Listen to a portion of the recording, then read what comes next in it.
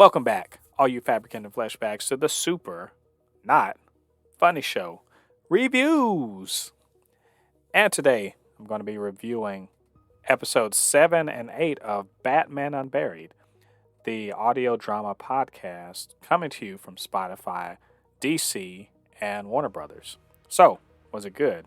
Was it bad? And should you be watching?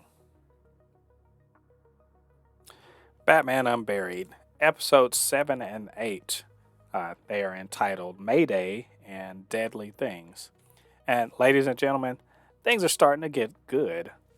We get to see Batman really be Batman. And I have to say, a situation we've seen many times in the past in the comics. And in particular, if you've ever played any of the Rocksteady games, the Batman, Arkham Asylum, Arkham Knight, you will feel right at home within this podcast, this audio drama, as Bruce Wayne, aka Batman, proceeds to just kind of go around Arkham Asylum trying to figure out who killed the good bad Doctor Strange. Yes, Hugo Strange, having been murdered, left in his office. It's very much in the style of Batman, going and interrogating particular, notorious bad guys that are in his rogues gallery.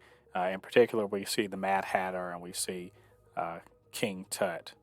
And Mad Hatter people know, King Tut maybe not so much. To sort of backtrack not only what Dr. Hugo Strange was doing, but what he was aiming at, and more specifically, who set up the Harvester to murder him, and what they actually want. And so it's just a bit of detective work, nothing particularly difficult because these guys are giving up the information anyway. But it is very much very familiar ground, and it feels good. It's like a well-worn rug, that feels good on your bare feet. I think that Winston Duke does a great job as playing Batman. Batman, maybe we don't see so much. He's more of the criminal profiler that puts himself in other people's shoes to try to figure things out, which is a holdover from the first couple episodes of this show. But other than that, it's like I said, pretty typical stuff. He talks to Mad Hatter and sort of gets him to fess up, and finding out that they didn't really much care for the Hugo Strange's the way he treated them, which leads him back towards the name of the person who is at the center of all this. And surprise, it's another big rogue in the gallery, and that's Poison Ivy, which is oddly enough, he acts like he doesn't really know her that well or anything like that. So I'm really curious, like, what this version of Batman, why doesn't he know Poison Ivy better? And it sort of is answered in the next episode, and we hear in tapes that where Strange is sort of talking to the various inmates, and in particular to Ivy, trying to I guess be a counselor, but also figure out how he can use her to get his own ends.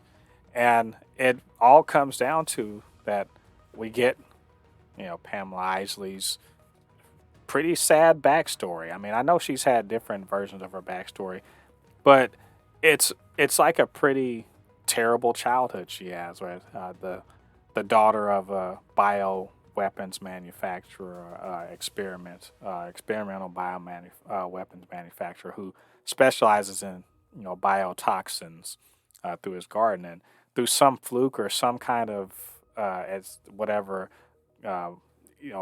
scientific mumbo jumbo he talks, she becomes somewhat immune, and then he proceeds to experiment on her for years in her childhood behind the back of her mother.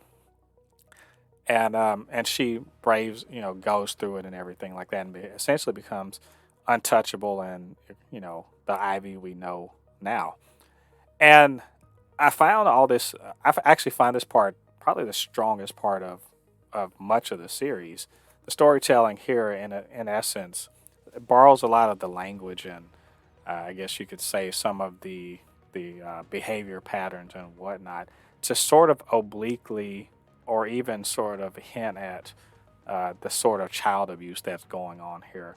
That is, it has echoes of child sexual abuse without being child sexual abuse. It's a man who uses his daughter to basically become, an experimental guinea pig, that hiding it from her mother and everything.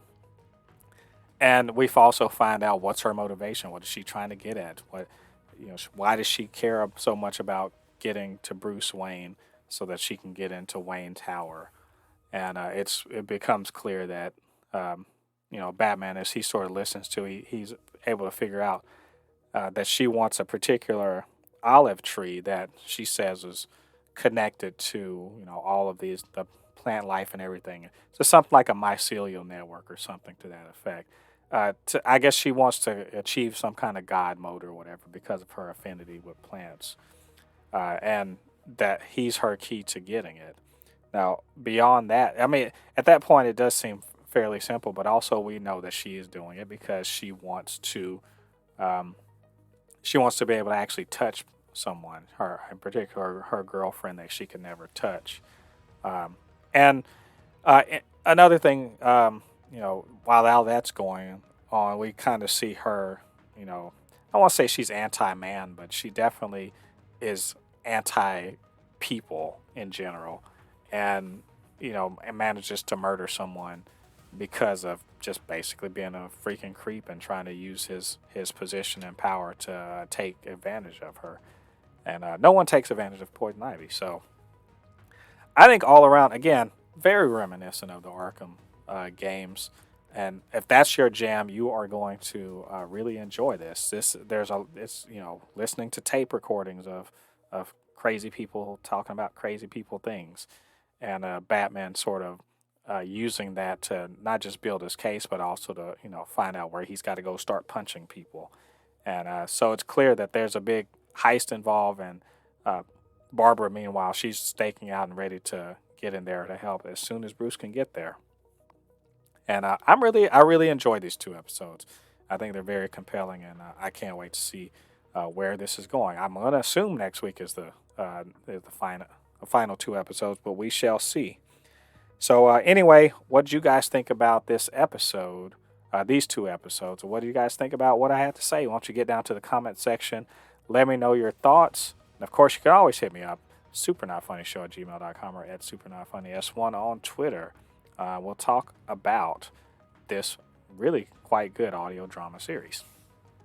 All right, all you Fabricants and Fleshbags, thanks for joining me. Come back next week, and we'll do this all again on another couple episodes of Batman Unburied. Until then, I have been Mo de Poupée, your resident fabricant and commentator extraordinaire on all things pop culture. And I'll see you guys on the other side of the thread. Peace.